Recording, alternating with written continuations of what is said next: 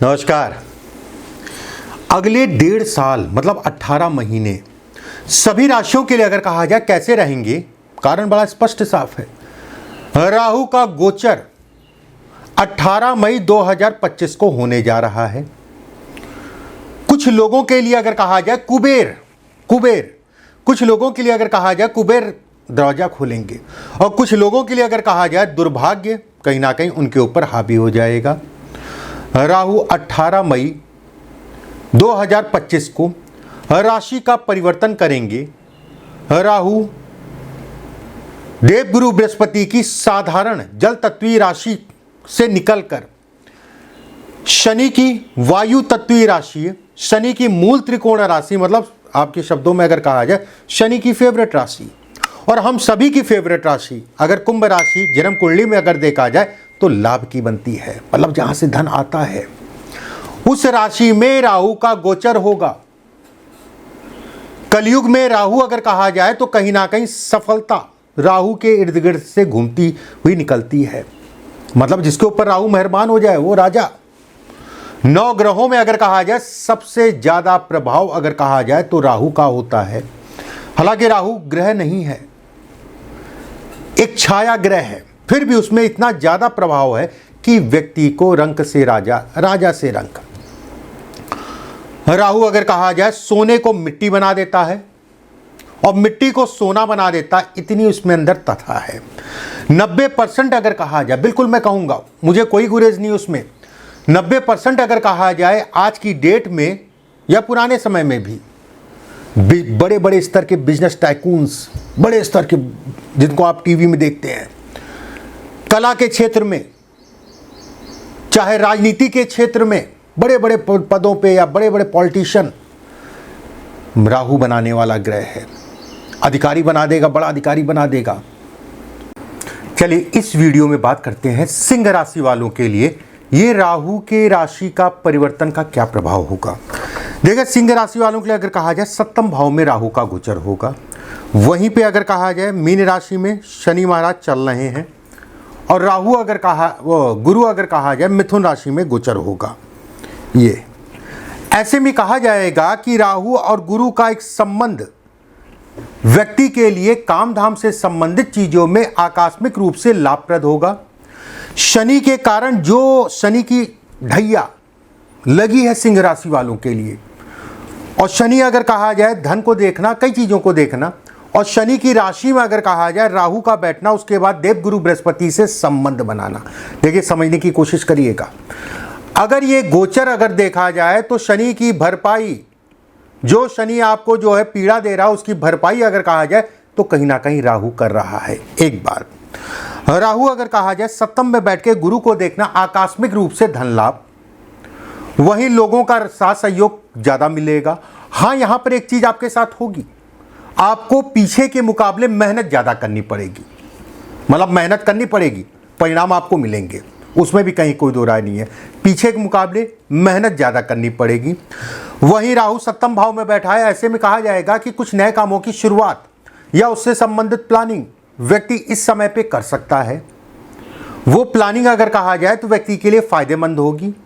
अगर आप पार्टनरशिप में काम करते हैं, किसी प्रकार का कोई वाद विवाद चल रहा है या आपसी कोई तनाव चल रहा है तो बैठ के बातचीत कर लीजिएगा, चीजें आसानी से कहीं ना कहीं सुलझ जाएंगी। एक बात। दूसरी चीज, राहु का गोचर अगर कहा जाए तो यह भी दिखाता है कि व्यक्ति के लिए कर्ज से संबंधित चीजों में रिलीफ को भी दिखाता है, लेकिन मानसिक रूप से पीड़ा को भी इंगित करता है। रिलीफ का मतलब हो गया रास्ते मिल जाएंगे, लेकिन उसका प्रेशर, कर्ज से संबंधित चीजों में उसका प्रेशर अगर कहा जाए भरपूर मात्रा में। यहां पर एक चीज आपको ध्यान रखने की आवश्यकता है, राहु की राशि, राहु जिस राशि में शनि की राशि है और शनि का मूल त्रिकोण राशि है, ऐसे में कहा जाएगा 2 चीजें, एक उधार लेन देन इत्यादि चीजों में आपको सावधानी रखनी है। दूसरा, जो भी आपका स्टाफ है, जो लोग आपके साथ काम करते हैं, जो आपके नीचे काम करते हैं, उनसे मानसिक रूप से आपको पीड़ा मिलेगी। एक बात। सेकंड, इस राशि के परिवर्तन का प्रभाव अगर कहा जाए सरकारी नौकरी, प्राइवेट नौकरी दोनों के लिए पड़ेगा। डरना उन्हें है जो उल्टे सीधे काम करते हैं, ये जरूर मैं कहूँगा कि नौकरी पेशा लोग अगर कहा जाए अपने काम पे फोकस ज़्यादा करके चलिए। थोड़ा सा आलस्य और थोड़ा सा गुमराह इस पीरियड में होंगे। अधिकारी या बॉस जिनसे मनमुटाव हो सकता है, इस चीज़ का ध्यान रखें। और जो मैंने शुरुआत में कहा नहीं कि उल्टे सीधे काम, मतलब रिश्वत, ये सारी चीज़ें, इसमें बहुत सावधानी रखनी है। बड़ी स्पष्ट सी बात है। राहु का गोचर अगर कहा जाए कुंभ राशि में, शनि का अगर कहा जाए सरकारी नौकरी, शनि अगर कहा जाए अष्टम में। अष्टम क्या है? बीमारी है। अष्टम क्या है? लंबी बीमारी है। अष्टम क्या है? अपमान है। अष्टम क्या है? लंबा अपमान है। इस चीज का ध्यान रखिए एक बात। वहीं अगर मैं स्वास्थ्य की बात करूं, स्वास्थ्य से संबंधित चीजों की बात करूं, स्वास्थ्य का विशेष ध्यान रखना। कोई ऐसी बीमारी आपको हो सकती है जो लंबे समय तक चले। राहु और गुरु का संबंध अगर कहा जाए, बीमारी भाव का स्वामी अगर कहा जाए अष्टम में जाना, ऐसे में बड़ा स्पष्ट साफ है कि शुगर की बीमारी, देव गुरु बृहस्पति बीमारी के भाव में राहु से दृष्ट, अचानक से, जिसकी उम्मीद नहीं थी, अचानक से जो शुगर हो जाना या लीवर पे असर पड़ना। लेकिन यहां पर बहुत मेजर कोई प्रॉब्लम नहीं है कि बहुत मेजर प्रॉब्लम है। यहां पर आपको सावधानी रखनी है। कोर्ट कचहरी वाद विवाद, शनि जिसका कारक है और सिंह लगन अगर कहा जाए सूर्य मालिक है, और राहु अगर कहा जाए कोर्ट कचहरी वाद विवाद से संबंधित चीजों में बढ़ाने का काम करता है। थोड़ा सा आपको देख दाख के इसके प्रति जो है चलना पड़ेगा। विवाह या वैवाहिक जीवन या गृहस्थ जीवन की अगर मैं बात करूं, सप्तम में राहु आपसी तनाव को दिखाता है। सप्तम में राहु कहीं ना कहीं अचानक से विवाह से संबंधित चीजों में व्यक्ति को बढ़ा देता है। शादी ब्याह अगर आप करना चाह रहे हैं या बच्चे की करवाना चाह रहे हैं, अगर आपकी सिंह राशि है, सावधानी रखनी पड़ेगी बच्चों की शादी कराने के लिए, एक बात।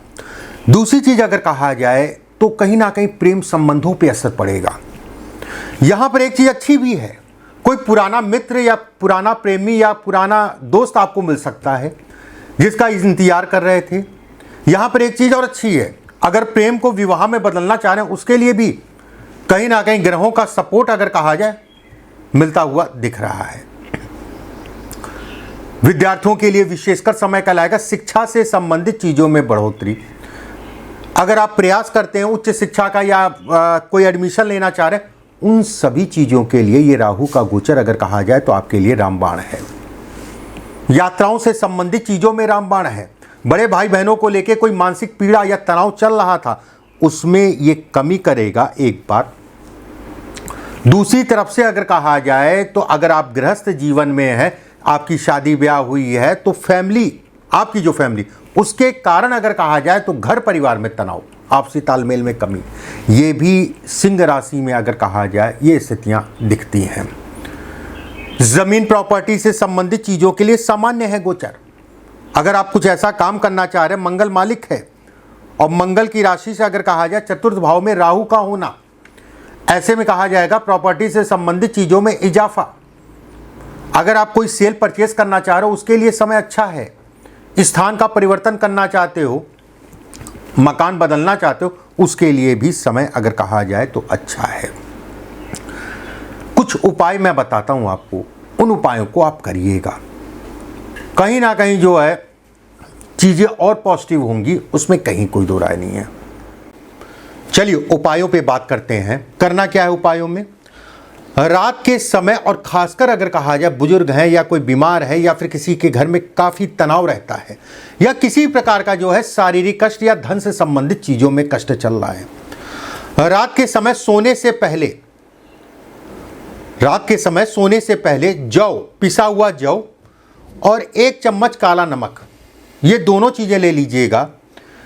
1 लीटर पानी में 1 चम्मच जौ, 2 लीटर पानी में 2 चम्मच जौ, 3 लीटर पानी में 3 लीटर जौ, और नमक जो आपको लेना है आधा चम्मच, 1 लीटर में आधा चम्मच काफ़ी है, 2 लीटर में 1 चम्मच, 3 लीटर में 1.5 चम्मच काफ़ी है। प्रतिदिन सोने से पहले इससे अपने हाथ और पैर बढ़िया से साफ करके फिर सोने के लिए तैयारी करिएगा। ये उपाय जो लोग बीमार रहते हैं ना, ज़्यादातर लोग अगर कहा जाए राहु के कारण ही बीमारी बढ़ती है, बाकी जो भी मैंने कहा उनमें भी काम करेगा। नारियल ले लीजिएगा जो पूजा में चढ़ता है, पूजा में जो नारियल चढ़ता है, मतलब जिसको हम लोग निकाल के खाते हैं, गरी वाला नारियल ले लीजिएगा। नारियल को तोड़ लीजिएगा, अंदर की गरी निकाल लीजिएगा, दोनों को जो है 2 टुकड़े में हो जाएगा। उसमें दोनों में शक्कर या गुड़ भर लीजिएगा, शक्कर या गुड़।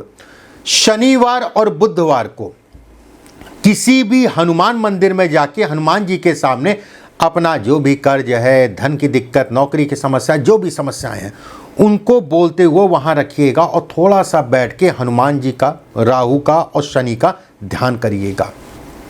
2 उपाय।